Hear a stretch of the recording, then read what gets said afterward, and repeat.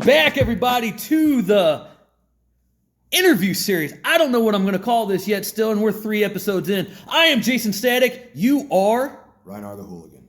And you know the deal, Rynar The Hooligan. We got 2 random ass questions for you.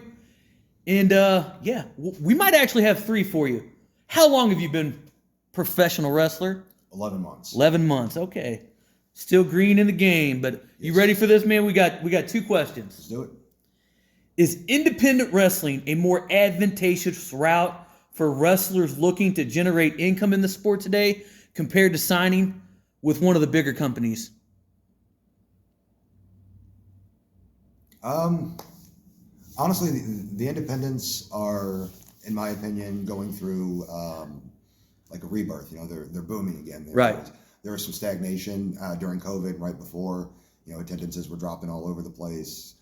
But now, you know, buildings are filling up. People are getting back into the story. So, you know, you can make the money if you have a gimmick that you have that's bankable. You know, you've got the cool catchphrase, you've got the cool design. You can toss on T-shirts and merchandise. Like, yeah, you know, it's advantageous. But also, you know, a long time ago, I remember hearing, I believe it was Triple H or Steve Austin say, like, if you're not in this business to be WWE champion, you're in the wrong business. You know, it's if you're one of those people that you're like me, you know where you're at, how long you've got, and you're happy being an indie guy, you know, and using that to create your revenue. Right. Absolutely, man, go for it. It's there. You know, make that money. But the ultimate goal, especially for younger guys, and whenever I say younger guys, you know, I'm talking about, you know, age-wise, is to try to get as far as they can. Yeah, but you also want to be able to generate as much income as you can as well. You do want to be able to generate as much income as you can, and with the proper promotion, you know, somebody that knows how to use social media and capitalize on that market, you know, yeah, you can definitely move a lot of merchandise. Yeah.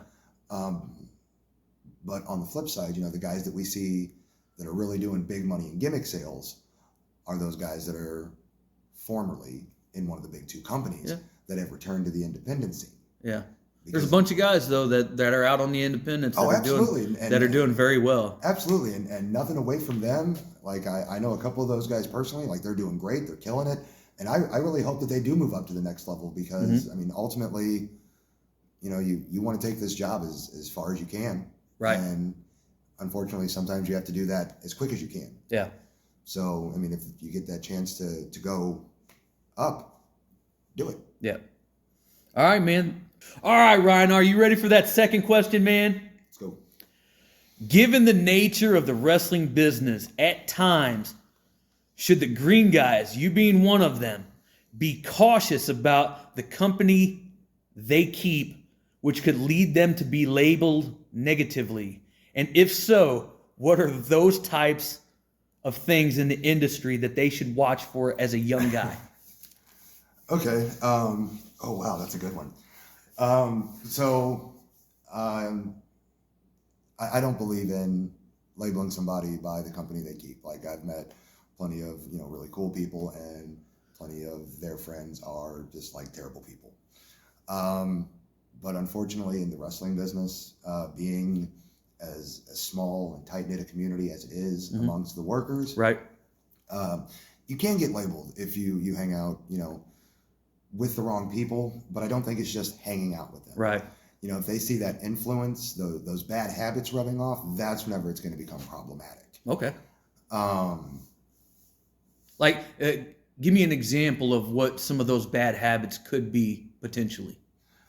I mean, you're fresh into the game, so I mean, I don't know how much you've been out in the game. I mean, I do know, but you know, have you, without saying anybody's names or anything like that, have you seen any of that badness that happens sometimes in the game? I have. I've seen things go sideways during shows, and it's not one of those things where, like, oh, something accidentally happened and it's gone sideways. But at the same time, I can't for sure say that it was purposely done sideways.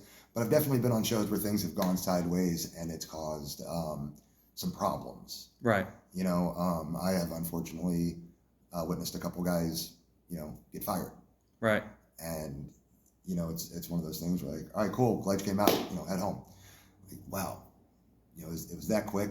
It was something that, while some people might find minor infractions, other people are definitely going to see them as the major infractions. Right. So my best advice, being as green as I am, because I'm grass green, I understand that. Yeah.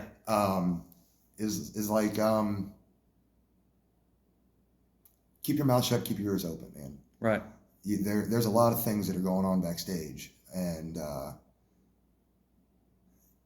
it's better to be that bystander, Right. instead of tying yourself up in it and getting yourself labeled. Right. I can see that. Does it suck? Yeah, it sucks. Yeah. But like, I think the greatest advice on this would come from the Iron Sheik. Yeah. And that advice was,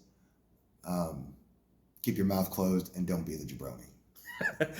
there we go, man.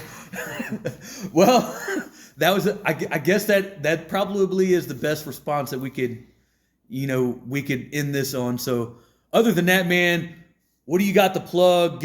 Tell me all your links that you have. We'll make sure all that shit's down in the comment sections and the descriptions and all that stuff. If you're on any shows coming up here soon. Yeah. So you can catch my socials. It's either Rynar_the_hooligan or at Rynar Official. At Rynar Official for the Pro Wrestling Tees Tour. Go grab that Raven Ladder tee. You can catch me next weekend at IEW, the following weekend at CHWA, and at the end of the month at IWA Productions. Cool, man. I appreciate you coming down, man. Yeah, Thanks. Thank you.